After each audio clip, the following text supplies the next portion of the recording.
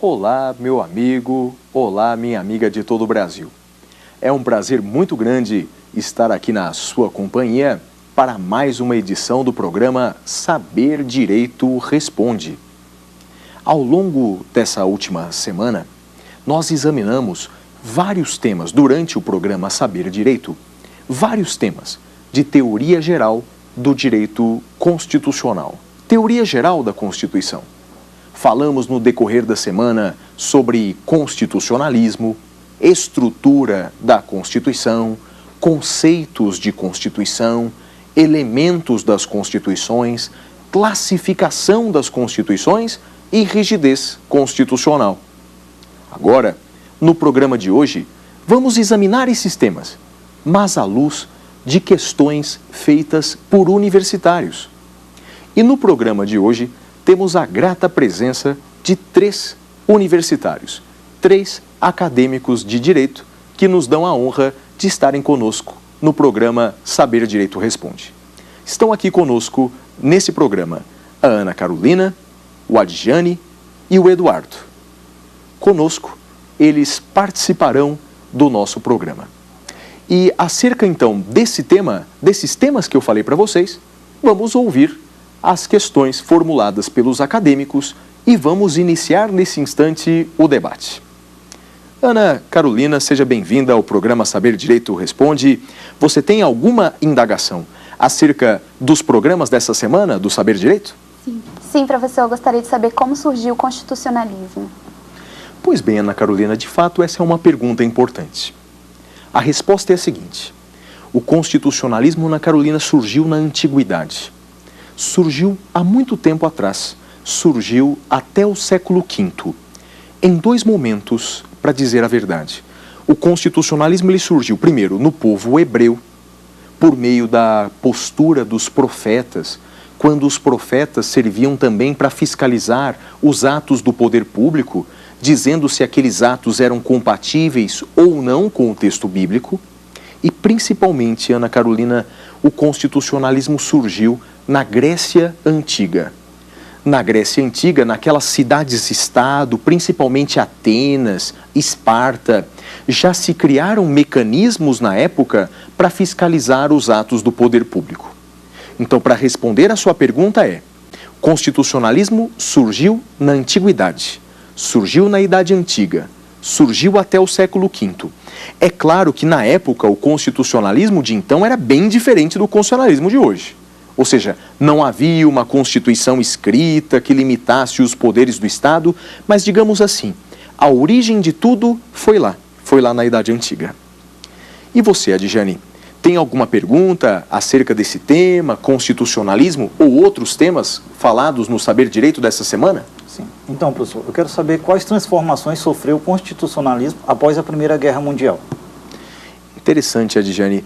De fato, o constitucionalismo ele evoluiu bastante, não é? Desde aquele momento em que a Ana Carolina nos perguntou. O constitucionalismo ele teve realmente uma demonstração importante no século XII, no século XIII, com a Magna Carta de 1215, depois no século XVII na Inglaterra, mas seguramente, Adjane, a partir da Primeira Guerra Mundial e depois da Segunda Guerra Mundial, o constitucionalismo passou por 2 transformações. Vou te dizer quais. A primeira transformação foi a mudança de um constitucionalismo liberal para um constitucionalismo social. Essa é a primeira mudança. O constitucionalismo liberal é aquele que apenas previa direitos individuais, ou seja, é aquele direito à liberdade, direito à vida, direito à propriedade. Esse era o constitucionalismo liberal, apenas previa direitos individuais. Após a Primeira Guerra Mundial, começam a surgir os chamados direitos sociais. Então nasce o chamado constitucionalismo social, em que a Constituição ela passa a prever não só aqueles direitos individuais, vida, liberdade, mas passa a prever direitos sociais, como saúde, educação, moradia, direito ao trabalho. Então essa, Adjane, eu diria para você que foi a maior mudança após a Primeira Guerra Mundial. Portanto, a mudança de um constitucionalismo liberal para um constitucionalismo social. Depois, Adjane, agora, após a Segunda Guerra Mundial, houve uma outra mudança. mudamos de constitucionalismo para neoconstitucionalismo. Mas como não foi a sua pergunta, vamos passar agora para a pergunta do Eduardo. Eduardo, você tem alguma pergunta sobre os temas que foram abordados ao longo da semana no programa Saber Direito? Eu gostaria de saber da diferença entre o sentido sociológico e político de Constituição. De fato, Eduardo, muita gente acaba confundindo esses dois conceitos, esses dois sentidos, porque de verdade não são os sentidos mais usados, não é? Nós, no dia a dia, usamos mais o sentido jurídico de Constituição, dizemos que Constituição é uma lei, e pouco usamos esses dois sentidos que você me perguntou, o sociológico e o político. Na verdade, eles têm uma semelhança muito grande, e por isso as pessoas acabam confundindo. Tanto no sentido sociológico quanto no sentido político, Constituição não é uma lei, Constituição não é um texto, Constituição não é um documento. Essa é a semelhança. Agora, qual é a diferença entre eles? A diferença é a seguinte: no sentido sociológico, a Constituição é uma realidade social, ou seja, segundo o seu criador, chamado Ferdinand Lassalle, Constituição é a soma dos fatores reais de poder da sociedade. É mais ou menos assim. Segundo esse autor, toda Constituição tem várias relações de poder, ou seja, um grupo que manda no outro, um grupo que se submete ao outro, um grupo que se subordina, relações de poder que podem ser religiosas, políticas, econômicas, ou seja, de várias naturezas, até militares. Os civis que se subordinam aos militares. Essas relações de poder é o que Ferdinand Lassalle chama de Constituição. Esse é o sentido sociológico. Agora, sentido político é um pouquinho diferente. Para Carl Schmitt, o alemão Carl Schmitt, que é o examinador, que é o idealizador desse sentido político de Constituição, Constituição é uma decisão política fundamental, portanto, uma decisão tomada pelo povo. E o povo decide: queremos ser uma democracia, queremos ser uma república, queremos ser presidencialistas. Essa decisão tomada pelo povo é a chamada Constituição. Então, em resumo, Eduardo, a semelhança entre esses dois sentidos é que Constituição não é uma lei, Constituição não é um documento. A diferença entre esses dois sentidos é que no sentido sociológico, a Constituição são esses fatores reais de poder e no caso de Carl Schmitt, do sentido político, é uma decisão tomada pelo povo. Tudo bem? Agora, vamos retomar as perguntas na ordem. Ana Carolina, você tem alguma outra indagação acerca desses temas todos da primeira semana aí do Saber Direito? Sim, professor. Quais são os elementos que compõem a Constituição brasileira? De fato, Ana Carolina, esse foi um outro tema abordado aqui no decorrer da semana no programa Saber Direito, os elementos das constituições. Se você sabe a resposta, você já tem uma ideia extraordinária do que vai encontrar na Constituição, não é? A doutrina, ela entende que são 5 elementos nas constituições, na Constituição brasileira e nas constituições espalhadas aí pelo mundo afora. São 5 elementos, que a gente pode explicar da seguinte maneira: elementos orgânicos, aqueles que organizam a estrutura do Estado. Então, por exemplo, na Constituição temos vários artigos que organizam, separam os 3 poderes, organizam cada um dos 3 poderes, organizam a federação, são elementos orgânicos. Temos elementos limitativos, que, como o próprio nome diz, limitam o poder do Estado, fixando direitos à população. Então, pode encontrar qualquer direito fundamental que você encontra na Constituição, você pode chamar de elemento limitativo. Terceiro elemento é o sócio-ideológico, aquele que fixa uma ideologia para o Estado, uma ideologia estatal. Por exemplo, o artigo 1º da Constituição, que fala dos fundamentos da República, é um elemento de estabilização constitucional. Quarto elemento, elementos formais de aplicabilidade. São aqueles elementos que nos ajudam, nos auxiliam na aplicação de outros dispositivos constitucionais. E, por fim, os elementos de estabilização constitucional, que buscam a estabilidade em caso de tumulto institucional. Esses, Ana Carolina, são os 5 elementos das Constituições. E você, Adjane, tem alguma pergunta acerca dos temas dessa semana do Saber Direito? Então, professor, alguns doutrinadores dizem que o neoconstitucionalismo caracteriza-se pelo Estado legislativo de direito e versus o Estado constitucional de direito. Seria certo essa expressão?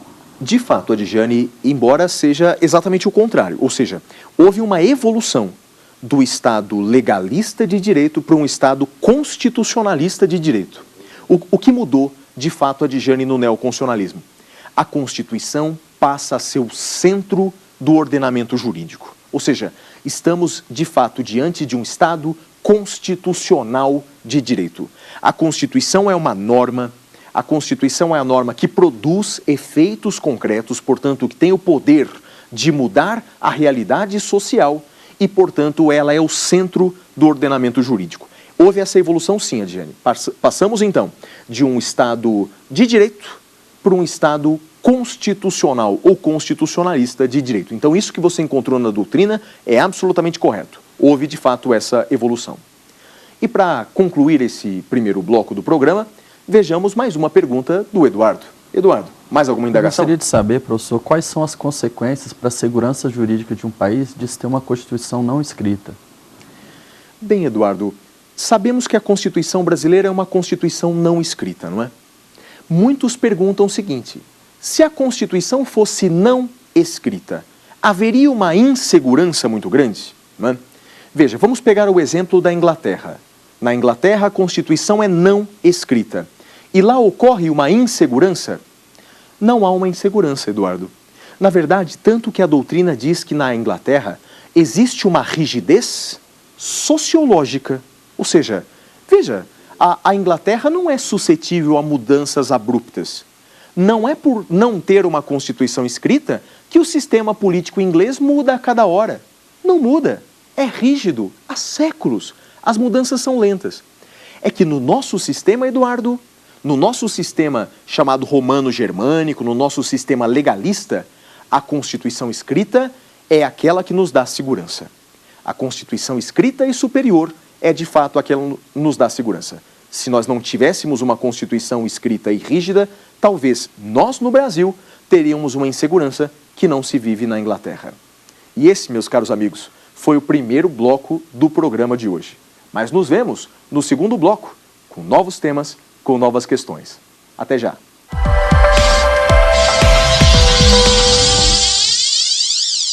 Olá, meus amigos! Estamos de volta com o programa Saber Direito Responde.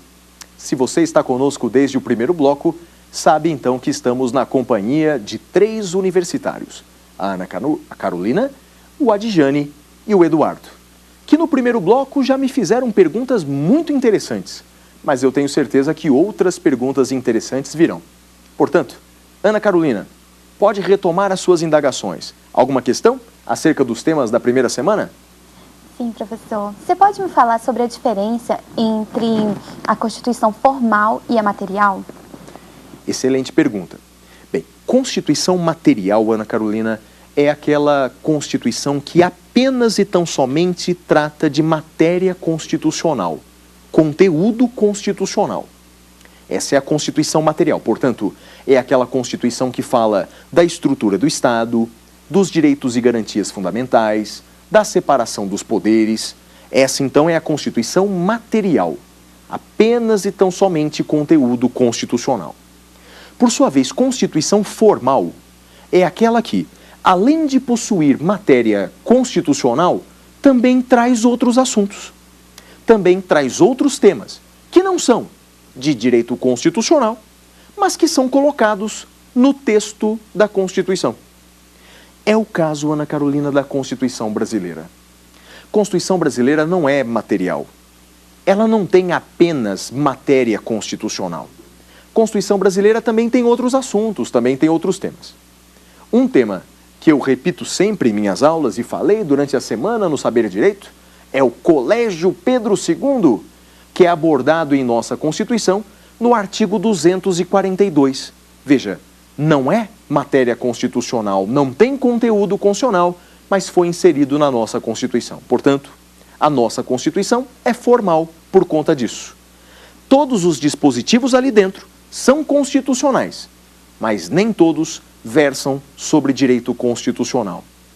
E você, Adjane, tem alguma pergunta acerca desse tema de Constituição material, formal, o tratamento dado à Constituição? Fique à vontade para perguntar, Diane. Sim, professor. Uma Constituição cesarista, quanto à sua origem, ela se caracteriza pela ausência da participação popular? Constituição cesarista não é tão conhecida, né, Diane? A Constituição cesarista, ela também recebe o nome de Constituição bonapartista. Tem esse apelido, Constituição bonapartista, pois foi utilizada por Napoleão Bonaparte, não é?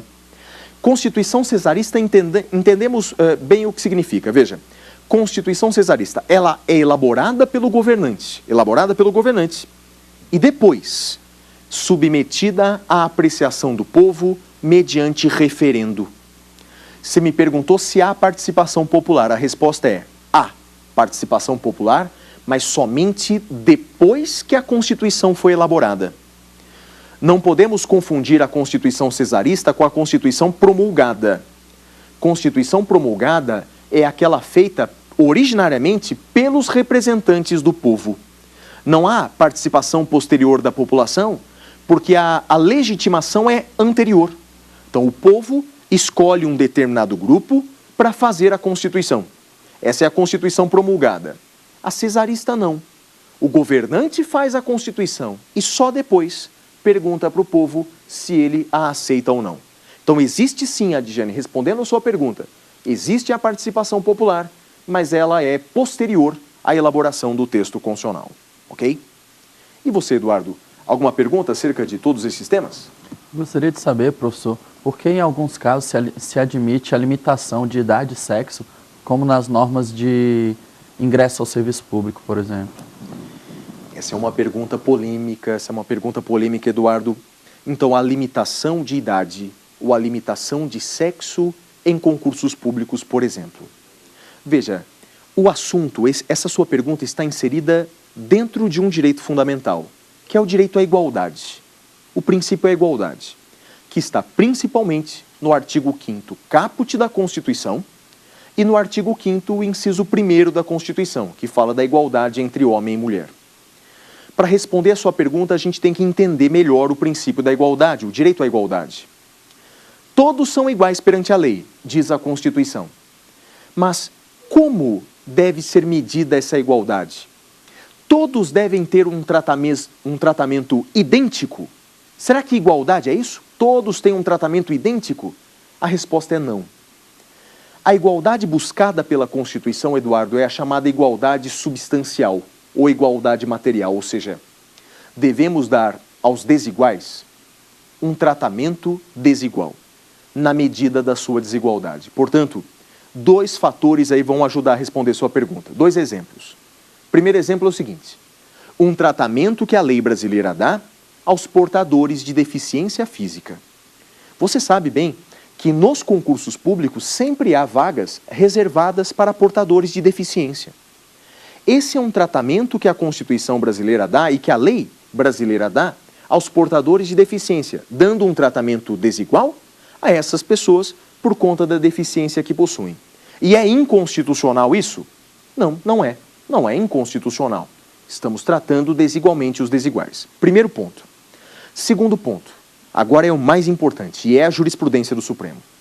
Eduardo, a limitação de idade ou a limitação de sexo em concurso público só é justificável, leia-se, só é constitucional se disser respeito ao exercício da função. Se disser respeito ao exercício da função. Ou seja, só é possível exigir uma idade mínima ou uma idade máxima se aquilo tiver uma correlação com a função que vai ser exercida.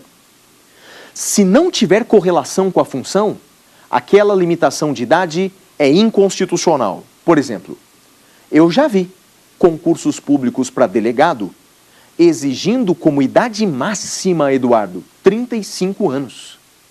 Essa limitação é inconstitucional.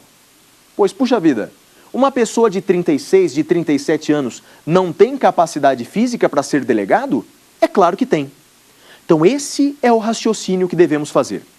Essa limitação imposta pelo concurso, essa limitação, ela tem relação com a atividade que será exercida? Se a resposta for sim, se for justificável, é constitucional. Se a resposta for não, Você olha aquela limitação e fala, mas isso não tem sentido. Uma pessoa de maior ou de menor idade vai conseguir fazer essa atividade. Então, nesse caso, a limitação é inconstitucional e o judiciário tem que se manifestar acerca disso. Mas uma pergunta polêmica do dia a dia dos concursos públicos. E você, Ana Carolina, tem alguma outra indagação acerca de todos esses temas? Professor, qual a rigidez da Constituição brasileira? A rigidez, Ana Carolina, da Constituição brasileira é extrema. Ou seja, é uma rigidez a ponto de chamarmos a Constituição brasileira de super rígida, de extremamente rígida. Então veja só, a regra é a rigidez constitucional. Mudar um artigo da Constituição é difícil. Mudar um artigo da Constituição exige um procedimento mais dificultoso. Por exemplo, para mudar uma lei ordinária, por exemplo, para mudar o Código Penal, basta a maioria simples de deputados, senadores. Mas para mudar a Constituição é necessário 3/5. 3/5 de deputados, 3/5 de senadores. Ou seja, a Constituição brasileira é rígida. Mas essa rigidez se agiganta, essa rigidez se avoluma no momento em que nós encontramos as cláusulas pétreas. Aquelas matérias que não podem ser retiradas da Constituição. Por exemplo, os direitos e garantias fundamentais. Os direitos fundamentais não podem ser retirados da Constituição, o que mostra, portanto, que a rigidez constitucional brasileira é extrema a ponto de chamarmos a Constituição brasileira de super rígida. Muito bem, Ana Carolina. E você, Adjane, alguma outra indagação? Professor, é verdade que na Constituição ela absorve matérias que, na verdade, não deveriam estar ali presentes? Essa é uma crítica, Adjane, que se faz à Constituição brasileira e com razão. A Constituição brasileira é chamada de Constituição analítica. Dentre muitas outras classificações, uma delas é que a Constituição de 88 é uma Constituição analítica. E por que analítica? Ela é extensa, Adjane. Ela é prolixa. Ela fala de muitos temas que provavelmente não tinha necessidade de abordar. E tem uma explicação para isso, Adjane, e a explicação é a seguinte. O Brasil, ele, no final da década de 80, tinha acabado de sair de uma ditadura militar, não é verdade? E aí o que acontece? O Constituinte, para ter uma sensação de segurança maior, para ter uma sensação maior de segurança jurídica, o que ele fez?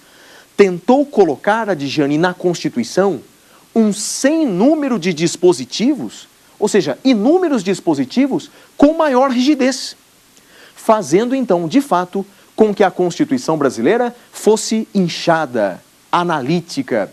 Alguns chamam, Adjane, isso de teoria do pêndulo. Veja, quando estávamos na ditadura, o pêndulo estava lá no lado oposto. E o que acontece quando você solta o pêndulo? Vai para o lado contrário. Ou seja, se havia uma repressão demais quando você solta, a Constituição acaba exagerando da mesma forma. A expectativa é que no futuro, os nossos netos, nossos bisnetos, quando elaborarem a próxima Constituição, não façam o mesmo que a nossa geração. E você, Eduardo, tem mais alguma indagação? Eu gostaria de saber se o sistema de freios e contrapesos não retira a independência dos poderes. Bem, Eduardo, não retira a independência dos poderes. Só para entender, sistema de freios e contrapesos, ou checks and balances, é uma inter-relação que há entre esses três poderes. Veja, de fato eles são independentes. E o que significa essa independência? Significa que um poder não se subordina ao outro. Um poder não se submete ao outro. Mas, Eduardo, o risco é que, se esses poderes fossem independentes e não tivessem qualquer relação, nós correríamos o risco de apatia de um desses poderes. Porque aquele poder poderia ficar estagnado, parado. E aí, que ferramenta se criou? A ferramenta dos freios e contrapesos. Um poder não manda no outro poder, mas influencia, mas interfere. Quando, por exemplo, o presidente veta projetos de lei, ou quando o Congresso Nacional rejeita medidas provisórias, está tirando a independência do outro poder? Não, mas está influenciando, está interferindo nesse outro poder, fazendo com que ele haja de forma mais eficaz, célere e produtiva. Eu gostaria muito de agradecer a sua presença, meu caro telespectador, assim como também gostaria de agradecer a presença dos 3 universitários, Ana Carolina, Adjane e Eduardo. Foi um prazer muito grande estar na companhia de vocês nessa edição do programa Saber Direito Responde. Tenham todos um excelente estudo e até a próxima oportunidade. Tchau, tchau. Tem dúvidas sobre o assunto? Mande um e-mail para nós, saberdireito@stf.jus.br. E você também pode estudar pela internet, www.tvjustiça.jus.br.